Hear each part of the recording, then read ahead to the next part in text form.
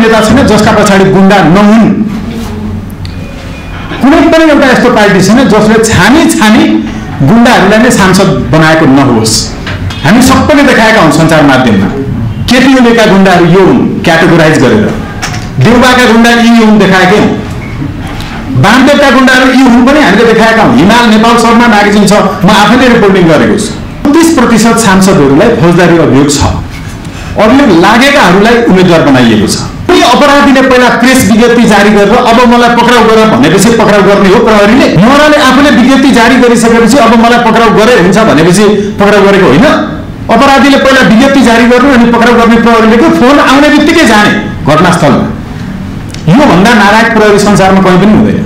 माला सारा लिएर उहाँलाई स्वागत गर्दै बाहिर ल्याइनेछ र फेरि पनि निर्वाचनमा टिकट पाउनुभयो भने सबैभन्दा बढी भोट पाएर महराले नै जित्नुहुनेछ, आलमले नै जित्नुहुनेछ।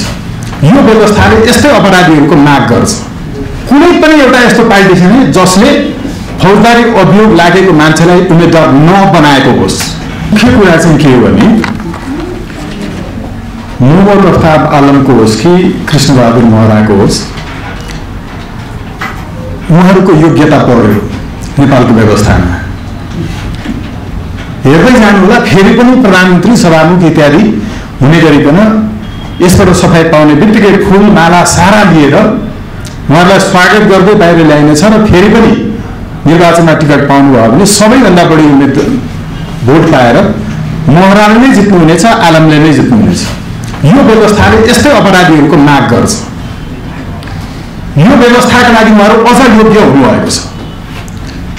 कुनै पनि एउटा यस्तो पार्टी छैन जसले फौजदारी अभियोग लागेको मान्छेलाई उम्मेदवार नबनाएको होस्। कुनै पनि एउटा यस्तो नेता छैन जसका पछाडि गुण्डा नहुन्। कुनै पनि एउटा यस्तो पार्टी छैन जसले छानी छानी गुण्डाहरूलाई नै सांसद बनाएको नहोस्। हामी सबैले देखाएका हौं सञ्चार माध्यममा। केपीओलेका गुण्डाहरू यो हुन् क्याटेगोराइज गरेर, देउबाका गुण्डा यी हुन् देखाएकै हौं, वामदेवका गुण्डाहरू यी हुन् पनि हामीले देखाएका हौं। हिमाल नेपाल शर्मा म्यागजिन छ, म आफैले रिपोर्टिङ गरेको छु। तर चुपचाप बसेका थिए। मौनम सम्मति लक्षण, साइलेन्स इज एक्सेप्टेन्स। अहिले हामीले एकदम स्पष्ट देखेका छौं कि जम्मा जम्मी भर्खरै सेन्ट्रल युनिभर्सिटी अफ इन्डियाको पोलिटिकल साइन्सका एकजना प्रोफेसरले एउटा रिसर्च गर्नुभएको छ। त्यहाँ 34% सांसदहरूलाई फौजदारी अभियोग छ। अभियोग लागेकाहरूलाई उम्मेदवार बनाइएको छ।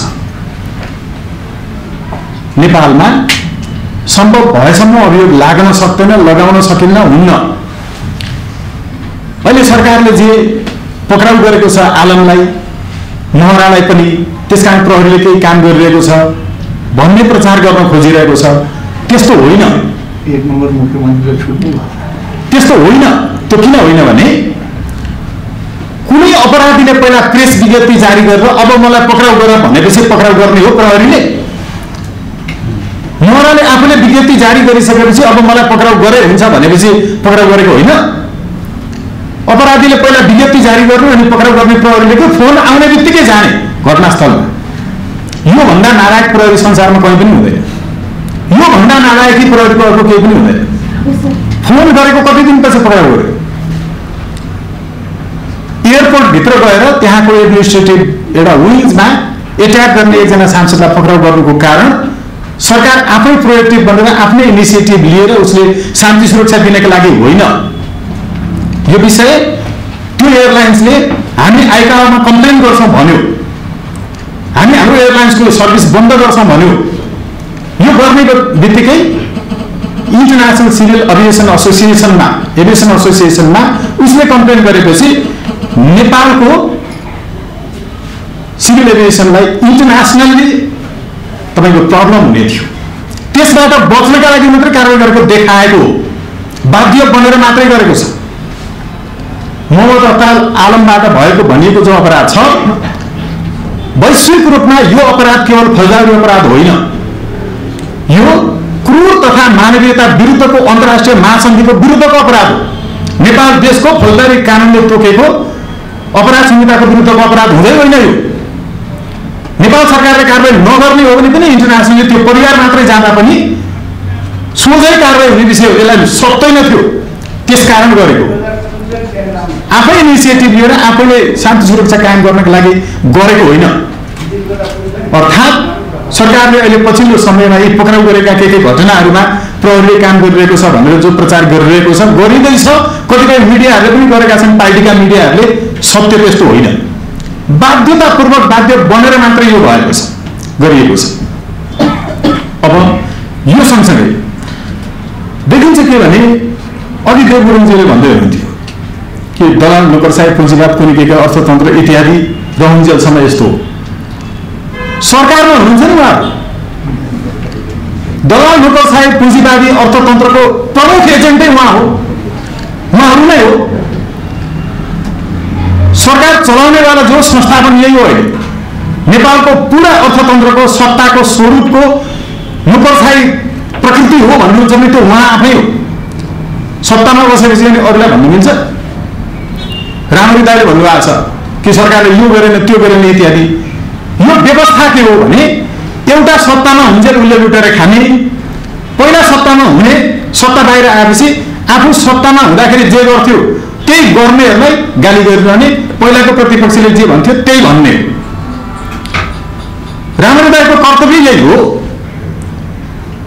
गाली गरिरहने उहाँको कर्तव्य हो। र फेरि सत्तामा जाँदा अहिले एमाले माओवादी नेकपाले जे गरिरहेको छ त्यही नै गर्ने हो उहाँहरूले। यो सत्ताको मूल चरित्र के हो भने मोहम्मद अफ्ताब आलमले जसरी मान्छे मारे नि इटा भट्टामा हालेर, त्यो केवल मोहम्मद अफ्ताब आलमले मारेको होइन, यो बुझाउन जरुरी छ जनतालाई। उहाँलाई मान्छे मारिकन सांसद बन्ने मन कसरी लाग्यो? त्यो यसकारण लाग्यो कि यो व्यवस्थामा सांसद बनेपछि मात्रै मन्त्री प्रधानमन्त्री बन्न पाइन्छ। जबसम्म सांसदहरू मन्त्री प्रधानमन्त्री भइरहने व्यवस्था हुन्छ तबसम्म यो व्यवस्थाले यस्तै अपराधीहरूको माग गर्छ। भन्न सक्नुहुन्छ रामरी दाइले कि हामीले सांसदहरू मन्त्री प्रधानमन्त्री हुन नपाउने व्यवस्था ल्याउनुपर्छ भन्न सक्नुहुन्छ? सक्नुहुन्न।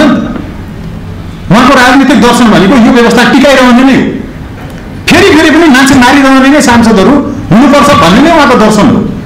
त्यो देव गुरुङजीको पनि दर्शन हो। जबसम्म यो देशमा सांसदहरू मन्त्री प्रधानमन्त्री हुन नपाउने व्यवस्था हुँदैन, जबसम्म सोझो जनताबाट चुनिएको मान्छेले सोझै शासन चलाउने व्यवस्था हुँदैन, तबसम्म एउटा व्यक्ति किन मान्छे मारिकन खर्च गरिकन चुनाव लडिरहन चाहन्छ? यो सबैलाई बचाएको उहाँहरूले नै अहिलेसम्म सन्दर्भहरू आएका छन् कि त्यति बेलाको जिल्लाको प्रहरीको कमान्ड सम्हाल्ने व्यक्तिले नै गाडीहरू उपलब्ध गराएर एक खालको संरक्षण दिएर त्यो अपराध भएको थियो भन्ने पनि आएको छ। यदि हो त्यस्तो भने यो कलियुग हो। पाप कराउन अर्को जुनी कुर्नु पर्दैन। पोलिकन मार्न सहयोग गरेको हो भने घोचिकन मारियो नि त्यो प्रहरी अधिकारीले। यही जुनी नगराउँछ पाप। यदि त्यसो हो भने कसैले बाँच्छु मात्रै भनेर नसोचे हुन्छ।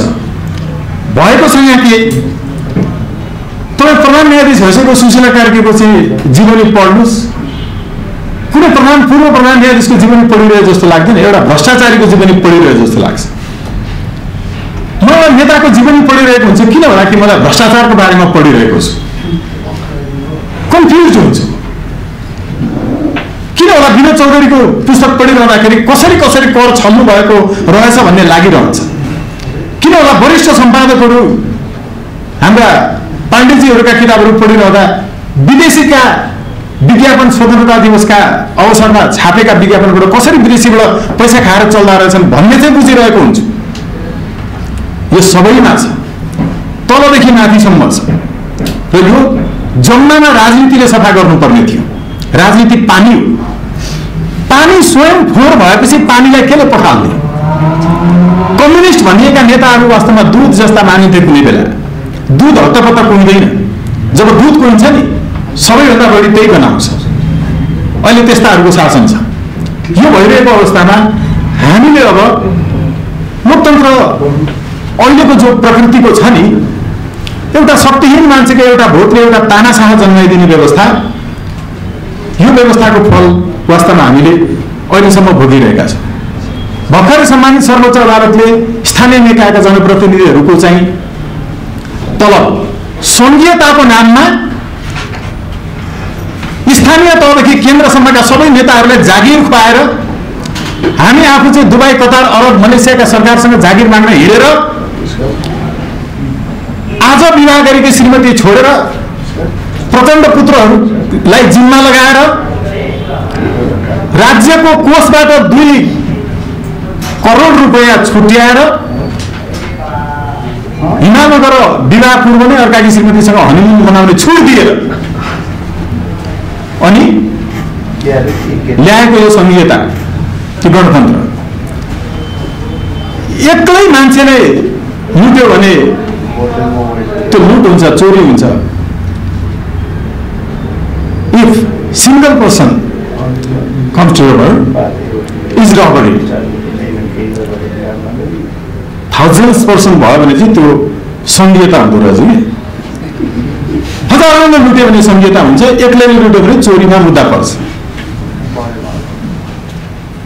हाम्रो अहिलेसम्मको चुनावको प्रणाली भनेको आफ्ना पाकेटमारहरू आफै छान्न पाउने व्यवस्था हो। यो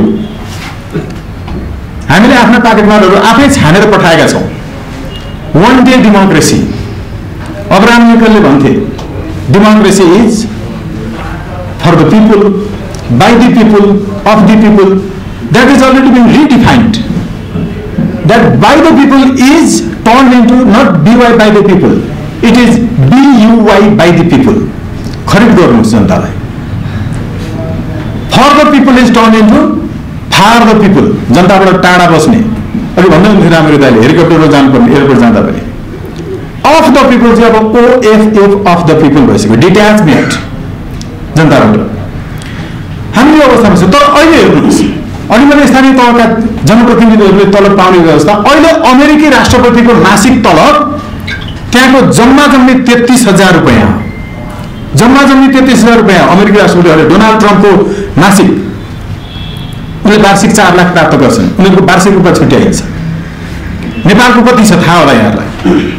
अहिले 77,280 रुपैयाँ प्रति महिना हाम्रो प्रधानमन्त्रीको, उनीहरूको 33,000। संसारको सबभन्दा धेरै पारिश्रमिक प्राप्त गर्ने सिङ्गापुरका चाहिँ शासक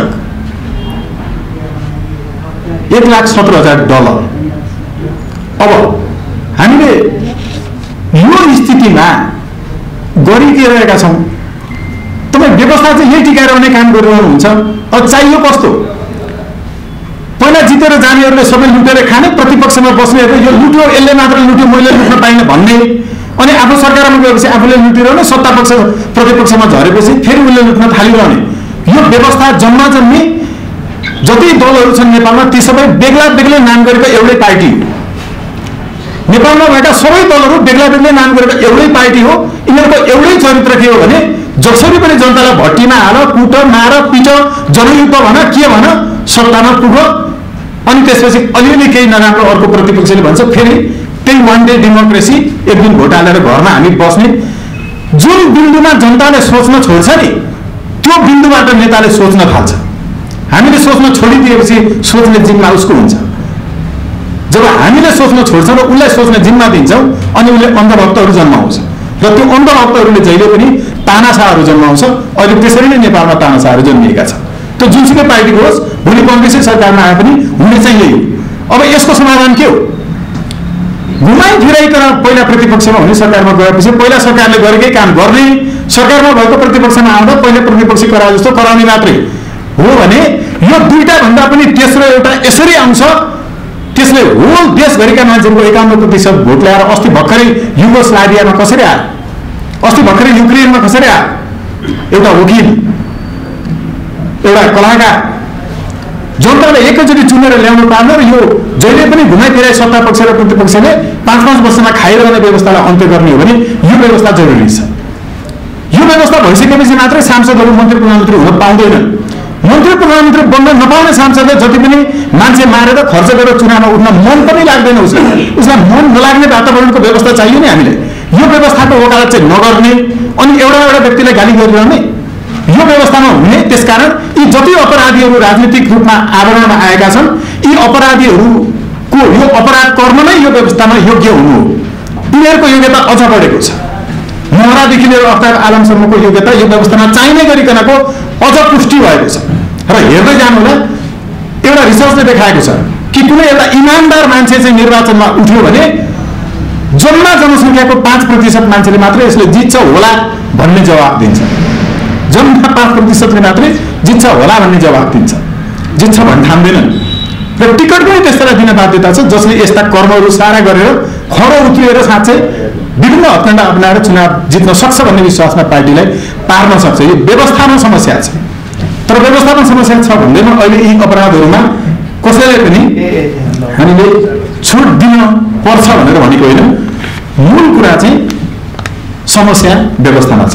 थप केही छ भने म अघि बढ्छु नि है। अफ्ताब आलमको यदि आरोप प्रमाणित भए नेपालको कानुन अनुसार चाहिँ के कारबाही होइन? यो पहिलो कुरा त के हुँदैछ एउटा भन्छु, के हुनुपर्छ अर्को भन्छु। हुँदैछ के भने जतिजना मान्छेको हत्या भए पनि यसलाई कानुनी प्रक्रिया अनुसार हद गर्ने, मुद्दा हद गर्ने र एउटा अपराधी एउटा मात्र हत्या गरे बराबरको सजाय दिलाउने प्रयत्न हुँदैछ। यो हुँदैछ। तर हुनुपर्छ के? हुनुपर्छ त्यो मेरो आग्रह हो। नेपालको कानुनी व्यवस्था गरेको छैन। तर एउटा मुद्दामा भएको छ। एउटी चेलीलाई बलात्कार हुँदाखेरि उनी चाहिँ अनाथ पनि, उनी संरक्षणमा बसेकाले बलात्कार भएको, कम उमेरकी पनि, अपाङ्ग पनि भएको हुनाले यो सबै भएको कारणले जोड्दा गरेर 44 वर्षसम्मको व्यवस्था भएको छ। 5 जेलसम्म भन्ने पनि छ। हेटौँडा रामुदाले भन्नुभयो। यसमा हुनुपर्छ के भने यो सत्य हो र प्रमाणित भयो भने हर एक व्यक्तिलाई गरेको हत्यामा प्रति 20 वर्ष बराबर जतिजनालाई हत्या भएको छ त्यति यो हुनुपर्छ। एक। दोस्रो, सर्वसहरण गर्ने अहिले व्यवस्था त्यस्तो मुद्दामा छैन। सर्वसहरण गर्ने व्यवस्था नभए पनि यो हुनुपर्छ। मैले अघि भने हुँदैछ के, प्रावधान के हो, हुनुपर्छ के जस्तो मलाई लाग्छ म त्यो पनि भन्छु। नेपालमा समस्या के छ विश्लेषकहरूको भने एमाले जित्छ जस्तो उसलाई लाग्छ भने, जित्नुपर्छ जस्तो लाग्छ भने विश्लेषण गर्न आउँदा सारा थोक भनेर उसलाई थाहा छ कि उसले जित्दै छैन, तर जसरी पनि जित्छ भनेर पुष्टि गरेर तर्क दिन्छ कि यस्तो होइन। म चाहिँ के भन्छु भने हुँदैछ के, तर मलाई के हुनुपर्छ जस्तो लाग्छ। मलाई हुनुपर्छ जस्तो लाग्छ यो कि हर एक व्यक्तिको 20 वर्ष बराबर जतिजनाको हत्या छ त्यति वर्ष सर्वसहरण यस्तो कानुनमा गर्ने व्यवस्था छैन। सर्वसहरण पनि गरेर, सर्वसहरण भनेको राज्यको कोषमा दाखिला हुने रकम हो, तर यहाँ पीडितका परिवारलाई दिनुपर्छ। स्वर्गमा पनि जेलै जानु पर्यो यो चाहिँ। अब यसो भएको हुनाले यो चाहिँ एउटा मोहम्मद अफ्ताब आलमको छ। अब हामी कुनै एउटा नर्कलाई मिस गरिरहेका छौँ अहिले पनि, र फेरि पनि त्यस्तै नर्कमा राज गर्न सक्ने शासकको, नेताको प्रतीक्षामा छौँ कि हाम्रो माइन्डसेट यसरी तपाईँको चाहिँ गरिदिएको छ यो व्यवस्थाले। योभन्दा पर गएर हामी सोच्न सक्ने नै अवस्थामा छैनौँ। यो व्यवस्था रहन्छसम्म सबै अरू थप्के प्लिज। बस। Thank you.